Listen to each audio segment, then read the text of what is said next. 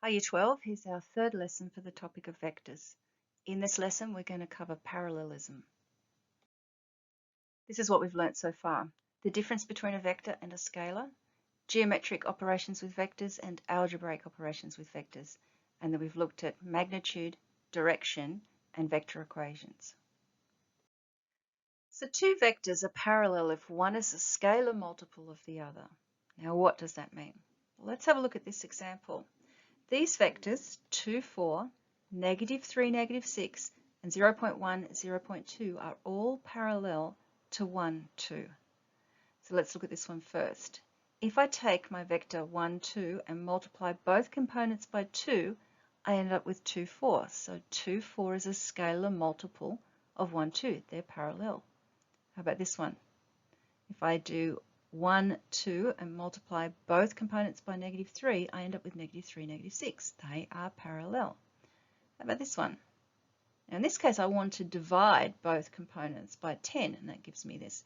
But that's okay, because dividing by 10 is the same as multiplying by 1/10. So this one is a scalar multiple of this. They are parallel. Let's look at this example. If u is the vector 4, negative 2, and v is the vector negative 8, 2a, and they are parallel, find the value of a. So we know that v is going to be a scalar multiple of u. And we just need to figure out what that scalar is. So substituting in the 4 and the negative 8, k is going to be negative 2. You can probably see that just by looking at it.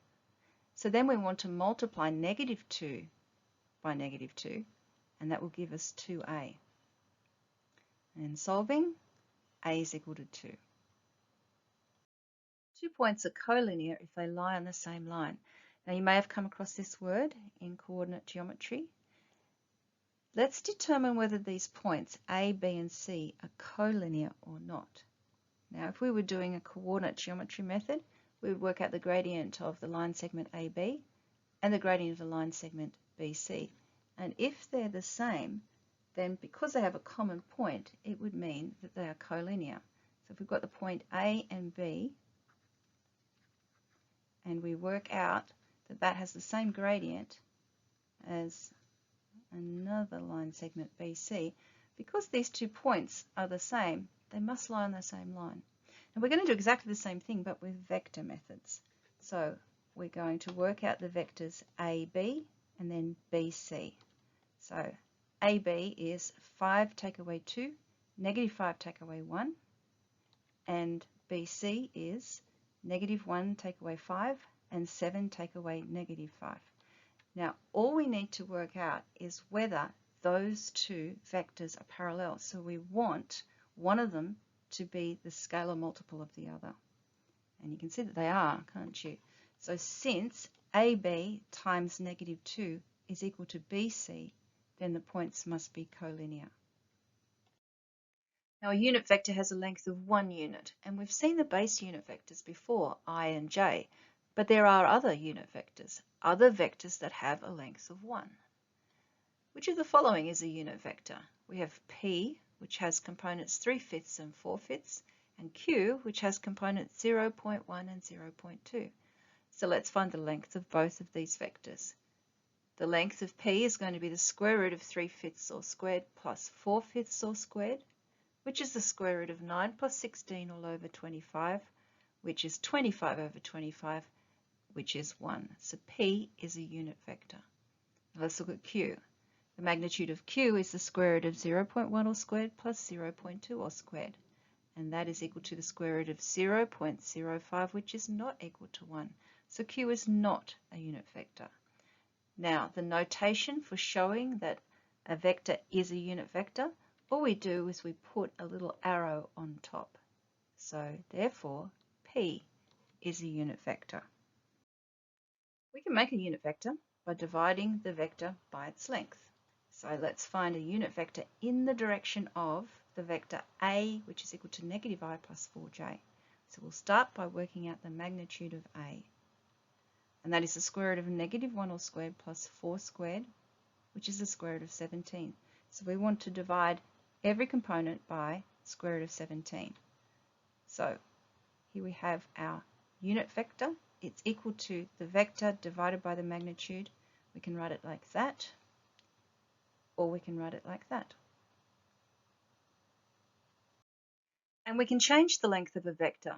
All we do is divide by the magnitude of the vector, so we bring it back to a unit vector, and then multiply by the required length. This is actually the unitary method. Divide by what you've got times by what you want. Here's our example. Write the vector in the direction 2i minus 3j that has length 5 units. So we always start these sorts of questions by working out what the magnitude of our vector is. And that's going to be the square root of 2 squared plus negative 3 all squared. So square root of 4 plus 9, which is the square root of 13. So I'm going to divide by the square root of 13 and times by 5. Now I can put it out the front like this, or I can expand this out, or I can do it in column vector form. Let's have a look at this question. Find the vectors of length 4 units that are parallel to the vector A, which is equal to 4i minus 2j. Now, this is very similar to the last question with one tiny difference, but we're going to start the same way by working out the magnitude of A, and that's going to be the square root of 4 squared plus negative 2 all squared, which is the square root of 20, or 2 root 5. Now, here's the thing. Parallel vectors can be opposite in direction. So, as well as having our vector in the direction A, we could have it going in the direction negative A. So I'm going to divide by 2 root 5 and times by 4, but I'm going to put plus or minus at the front. And last question. From the point A, which has coordinates 2, 4, which is here, find the coordinates of a point B, which is 10 units in the direction of this vector here. And that vector is 3i negative 4j. 2, 3, negative 4. So like that there. So basically what I want to do is from point A, I want to go in that direction until this length here is 10. So we need to work out what the length of vector A is. And that's going to be the square root of 3 squared plus negative 4 all squared, which is square root of 25 or 5. So this is equal to 5. So can you see that if I apply this vector twice from point A, I'm going to get to point B?